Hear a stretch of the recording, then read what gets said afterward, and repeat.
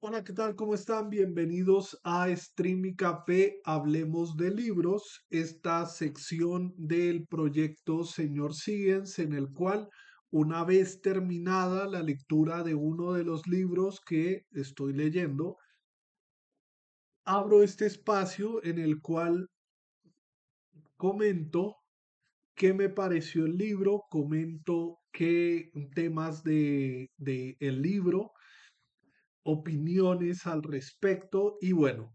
El día de hoy traigo el libro La mentalidad del colombiano, cultura y sociedad en el siglo XX de,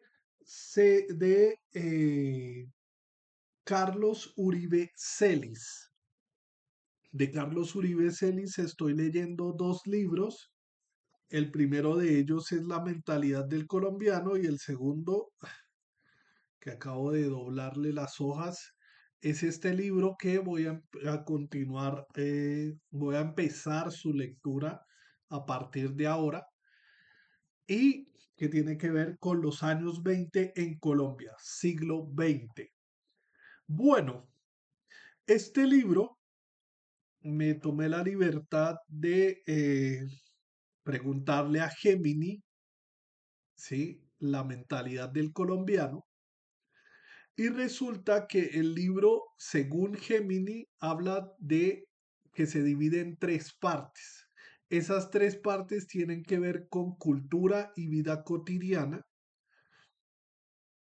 O sea, es una serie de ensayos de cultura y vida cotidiana en Colombia. Eh, la mentalidad de la violencia. Hay un ensayo sobre la violencia en Colombia. Hay bueno, o sea, se divide en tres partes. Lo que es cultura y vida cotidiana, mentalidades y sobre la identidad. Son los tres ensayos que hay en ese libro. Sin embargo, lo que no menciona en este Gemini es la primera parte del libro. La primera parte del libro tiene que ver con una recopilación de información de exponentes importantes en la pintura, en la literatura, en la arquitectura, en la literatura, dentro de la literatura, lo que es la poesía, la novela, eh, y bueno, en la educación, en la escultura. Y entonces es una serie es una serie de nombres de personas importantes. Por ejemplo, aquí se nombra eh, en los años 20. O sea, el capítulo uno tiene que ver con los años, los primeros 10 años, 1900, de 1900 a 1920, 1900 a 1910 y 1910 a 1920, los primeros 20, dos decenios. Y se habla, por ejemplo, de Julio Flores, Climaco Soto Borda, Luis María Moreno Laverde, Enrique Álvarez Henao, Víctor Manuel Londoño, Diego Uribe Musgos. Musgos es el escrito, pero son personas que toman relevancia, o sea, que nacen en el siglo XIX, pero toman relevancia en el primer decenio o en el segundo decenio. Por ejemplo, del capítulo 2 anoté los años 20, Euforia Juvenil, Miguel Díaz Vargas en pintura, ¿no? Eugenio Cerda. Anoté los nombres de estas personas en diferentes áreas de interés cultural o social, la pintura, la escultura, la novela, para empezar a ver todos esos referentes importantes en estos años. El libro termina la primera parte donde se hace la recopilación de estos nombres en el teatro, en el cine, ya en los años 20 lo que tiene que ver en el cine, en los años 30 nacionalismo, introspección, democracia, la arquitectura, la pintura, la novela, la poesía, la televisión en los años 30, 40, 50. El libro termina esta recopilación de nombres con los años 50. Ya después de los años 50 empiezan estos ensayos que había mencionado que Gemini, o sea, que en la inteligencia artificial resalta es esos temas, los ensayos que hay en la segunda parte del libro, que tiene que ver con la mentalidad católico conservadora de principios de siglo y después la mentalidad de la violencia, aunque esto habla de la mentalidad de clases medias, pero no recuerdo haber leído sobre eso. La cuestión es que esta serie de ensayos es bastante interesante leerlos por entender un poco lo que es la mentalidad del colombiano a principios del siglo y tener un poco en cuenta, bueno, el libro se publica en 1990, en 1992. eh, y pues obviamente eh, el tema es que, pues, si no estoy mal, el libro, esperen, esperen, pues la edición que tengo es La mentalidad del colombiano, cultura y sociedad en el siglo XX. 1992. Publicación original en 1992. Así. Es este libro este es el autor.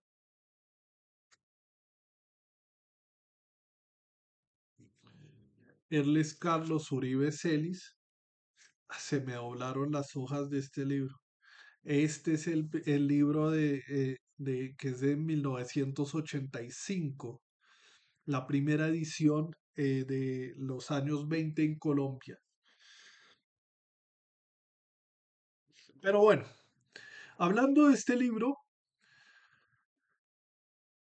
me parece importante del libro lo que es la primera parte, porque recoge ciertos nombres, o sea, no da más información de los nombres de los exponentes en estas áreas de interés, en estas áreas del arte, la pintura, la escultura, la novela, la literatura, la poesía, y bueno, y habla muy poco de, por ejemplo, los intereses de la pintura de los años 10, de los años 20, de los años 30, del primer decenio.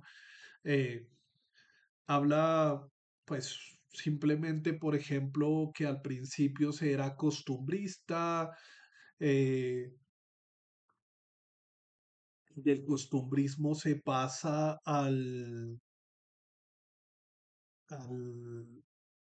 al retrato, bueno, o sea, se habla muy por encimita, pero no sé, y se habla de algunas de las obras de estos artistas, mas no se muestra la obra, mas no se muestra la pintura eh, correspondiente, ¿no? Entonces es interesante hacer esa lectura y esa anotación de nombres. Yo anoté todos esos nombres para posteriormente empezar a hacer una búsqueda de todos estos representantes en diferentes áreas del arte la pintura, la escultura, la novela, la literatura, bueno, sí, la poesía, y descubrir estos exponentes de estos exponentes colombianos. Sin embargo, ya después, cuando empiezan los ensayos, no tengo mucho que decir al respecto de los ensayos. eh, o sea, me interesó el de la mentalidad católico conservadora, el primero de vida cotidiana y sociedad. Me interesó por ese tema, bueno, también me interesó el tema eh, ahora se me fue la paloma, el tema de la percepción que se tiene de principios del siglo XX. No sé si todavía se tiene esa percepción de principios del siglo XX de los colombianos. A lo largo de la historia de Colombia, y esto no lo dice el libro, sino lo dice lo que he leído hasta el momento, a lo largo de la historia de Colombia o de la historia del mundo, tenemos un problema como sociedad. Y es que después del descubrimiento y conquista de América, empieza de alguna manera a consolidarse una identidad del americano, ¿sí? O sea, el problema del mestizaje, el problema que veo yo en el mestizaje es que si bien se existió el mestizaje con respecto a, a la mezcla de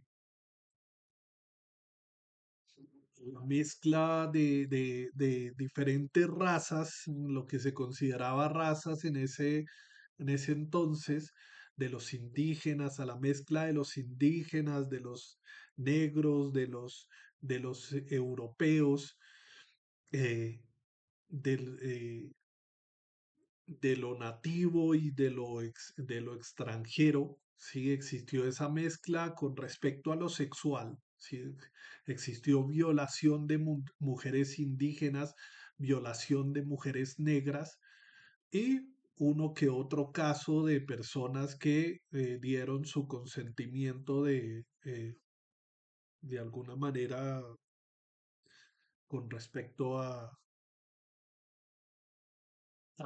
formar una familia eh, por, por cuestión de que se interesaron por los europeos simplemente porque se interesaron y no por una cuestión de sometimiento o de violación. Sí, porque mucha gente podría decir que el mestizaje fue concordado con los indígenas y toda esta vaina y no necesariamente. Sí, o sea, muchos europeos violaron a muchas indígenas. eh, y bueno, el tema del mestizaje es algo complejo. Sin embargo, no se era igual ser mestizo, ser criollo, ser europeo, ser negro en América desde el principio, ¿no? Obviamente los negros tenían su etiqueta de esclavos, los negros eran esclavos y como tal no eran considerados más allá de seres humanos, sino esclavos, ¿sí? O sea, lo mismo pasó con los indígenas, lo mismo pasó con los mestizos. eh, y la estratificación social que se generó, todavía tenemos secuelas de eso, ¿no? Todavía tenemos secuelas todavía separamos en cierto sentido a los indígenas del resto de los colombianos, ¿no? Todavía hacemos esa distinción o esa separación. Eh,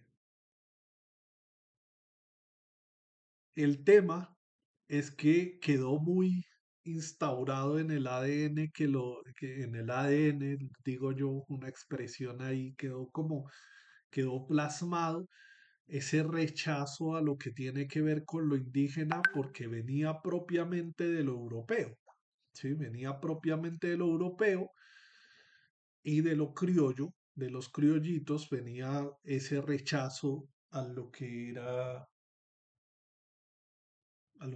lo indígena o lo que es lo indígena. Y quedó instaurado tanto que en el discurso de algunas personas todavía encontramos ese rastro de, de odio hacia el pasado indígena. Y a lo largo del siglo XX, diferentes personas, diferentes referentes han hablado de lo indígena como algo inferior o algo que hay que resaltar y algo que es nativo e importante en nosotros, ¿no? Por ejemplo, en los discursos del siglo XX, de los años 30, de los años 40, la inferioridad de la raza indígena con respecto a la raza europea o a la raza blanca o a la raza, sí, a la raza de afuera, sí, que se justificaba el hecho de que los indígenas fueran inferiores a los europeos por el tema de la raza, ¿no? Y en discursos de políticos de la época existe todos estos discursos, existían todos estos discursos, ¿no? Sobre todo por el tema de que la raza como concepto biológico era válido en esa época, ¿no? Ya no se utiliza este concepto de raza para diferenciar las diferentes eh, culturas o diferentes etnias o eh, personas o tipos de piel, ¿no? Eh, pero bueno, el tema es que, claro, a principios del siglo XX, y ya retomando cosas del libro, pues lo católico conservador de principios del siglo XX, pues está muy instaurado en la sociedad colombiana, ¿no? La sociedad colombiana en sí es católica, ¿sí? O sea, es creyente. Creo que ya podríamos hablar de que las personas han dejado de lado eh, lo católico y se han convertido en creyentes, ¿no? O sea, han dejado eh, ahorita con la proliferación de diferentes re- iglesias cristianas, pues se ha perdido como esa tradición, se ha perdido esa tradición o esa pertenencia a, a las instituciones de la iglesia y se ha vuelto un mercado, ¿no? Tanto así que por todos lados vemos grandes bodegas con letreros de iglesias, ¿sí? Iglesia, yo no sé qué, pero cuando uno va a ver, es una gran bodega donde, donde se reúne un pocotón de gente y donde se le extrae la plata a los creyentes. Tengo mis diferencias y mis distancias con con la religión, con las iglesias cristianas, ¿no? Pero bueno, el tema es que a principios del siglo sí se era muy conservador y muy católico, muy creyente, ¿no? Incluso a principios de los años 20 es cuando se rompe la hegemonía conservadora y empieza estos 16 años de república liberal, ¿no? Y se aleja un poco esa Colombia de los principios católicos, de los principios religiosos, se expulsan a los, no, mentiras, la expulsión de los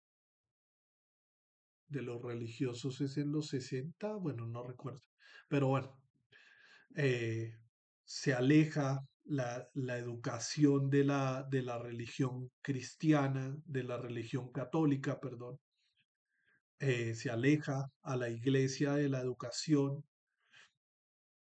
y bueno, cuando retoman los conservadores se vuelve nuevamente a la religión, la educación y bueno, el monopolio y toda esa vaina. Entonces es interesante por leer un poco sobre esa mentalidad, esa forma de ser de los colombianos católicos conservadores y el tema de la violencia. El tema de la violencia también es un ensayo interesante. El otro ensayo eh, sobre la cultura de la violencia habla un poco del periodo de la violencia aquí en Colombia en 1946 a 1958. Ese periodo se le conoce como el periodo de la violencia bipartidista o se le llama la violencia con B mayúscula, o un periodo en el cual existió eh, una gran intensidad de actos violentos entre conservadores y liberales, pero lo que me llama mucho la atención de este ensayo es que trata, o sea, que explica un poco el tema de la violencia, de cómo los pobres de alguna manera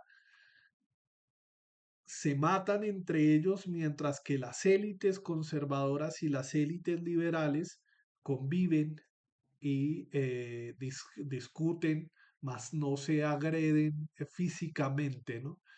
Cómo se ve en las diferentes partes del país este fenómeno de la violencia entre personas, entre comunidades pobres, cómo el campesino liberal y el campesino conservador se agreden físicamente mientras que las élites no, ¿sí?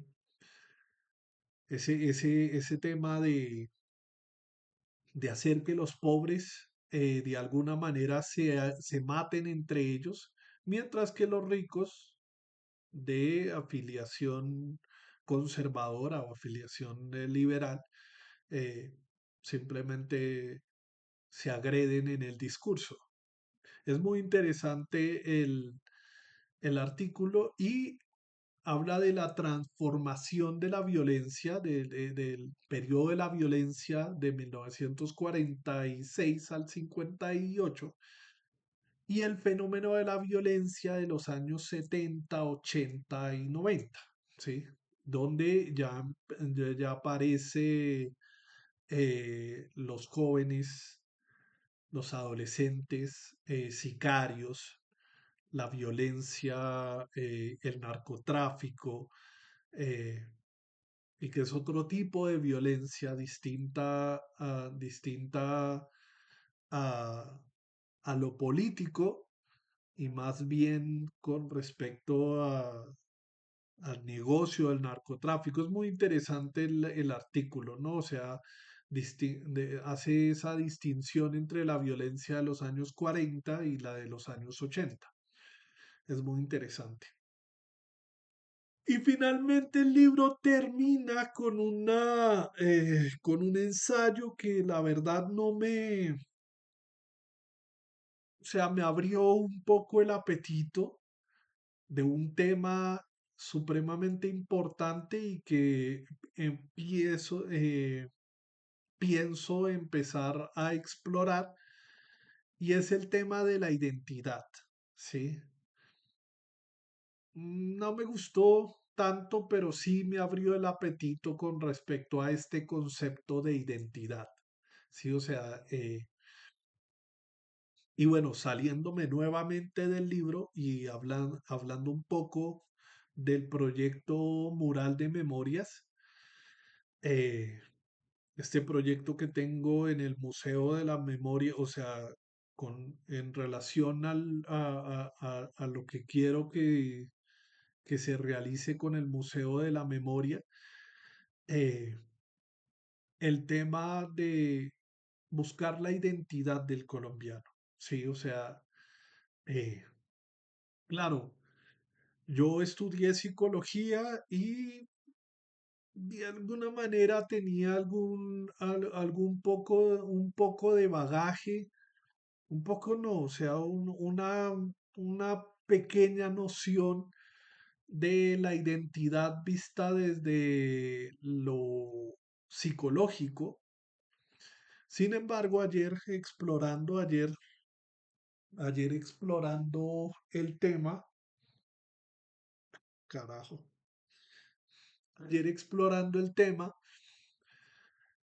pues la identidad se puede abordar desde diferentes perspectivas, entre esas la filosófica, la psicológica, la social y la antropológica. Entonces, busqué algunos libros, algunos autores para empezar a aterrizar, para empezar a ampliar mi conocimiento sobre este concepto de identidad. Porque, claro, mi proyecto individual de mural de memorias, que es esto que tengo yo en Instagram, perdón si aparece la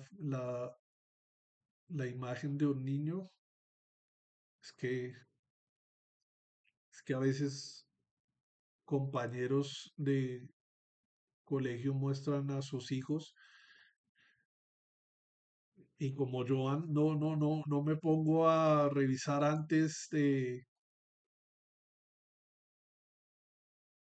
mostrar mis redes sociales, sino que las muestro así, entonces, pero bueno, el tema es que mural de memorias es esto, ¿no? Tomarme una fotografía con el letrero de la memoria sagrada que está en este edificio de aquí, que es el Museo de la Memoria en Colombia. Es una obra de construcción que está detenida en el tiempo, que está abandonada. Yo digo que está abandonada, pero bueno.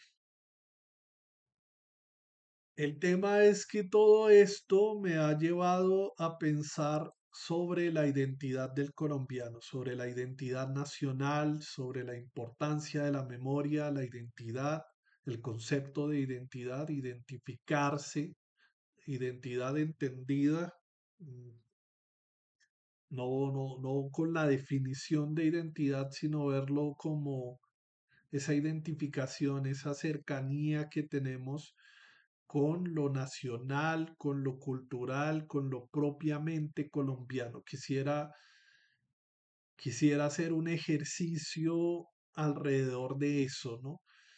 De buscar este concepto, esto que nos une los unos a los otros, si es que nos une, o simplemente somos animales que estamos buscando cómo sobrevivir en un territorio, ¿no? Y no hay algo que nos conecte los unos con los otros, ¿no?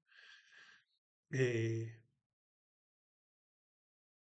Porque pues a veces pienso que hay una depredación de unos contra otros en este territorio y bueno, no buscamos cosas que nos conecten los unos con los otros. Es un libro muy interesante, por lo que digo. eh, la primera parte, pues resalta todos estos nombres y algunas obras de algunos, o sea, resalta nombres tanto que han pasado a la historia nacional, que han pasado en la historia nacional, como nombres de personas que han creado obras que, sí, pues fueron gente que, que creó algo, pero que su nombre finalmente pasó desapercibido en la historia nacional, ¿no? Y pues claro, eh, yo suelo decir que soy parte de esa generación de colombianos que mientras estuvo en su etapa escolar, su etapa de colegio, pues se le negó la historia de su propio país por decisiones de los gobernantes de la época. Cuando ya salí del colegio, cuando ya se volvió a instaurar la cátedra de Colombia, la cátedra de historia de Colombia, pues yo ya estaba fuera de lo escolar y, y por eso pues desconocí durante mucho tiempo mi propia historia, la propia historia del país, ¿no? Una opción nefasta de los gobernantes, pero bueno, ahí es cuando uno se ve las consecuencias de un mal gobernante, ¿no? Del daño que le pudieron hacer al propio ciudadano, a la propia persona con respecto a construir esa identidad nacional o a construir esa identidad cultural, social. Eh,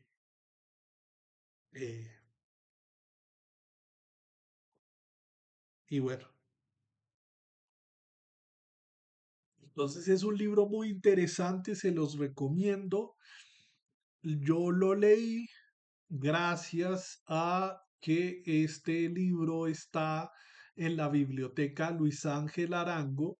A partir de mañana va a estar en la Luis Ángel Arango, es decir, mañana voy a entregar el libro en la Luis Ángel Arango. Entonces, pues les recomiendo muchísimo esa lectura necesaria y de esa primera parte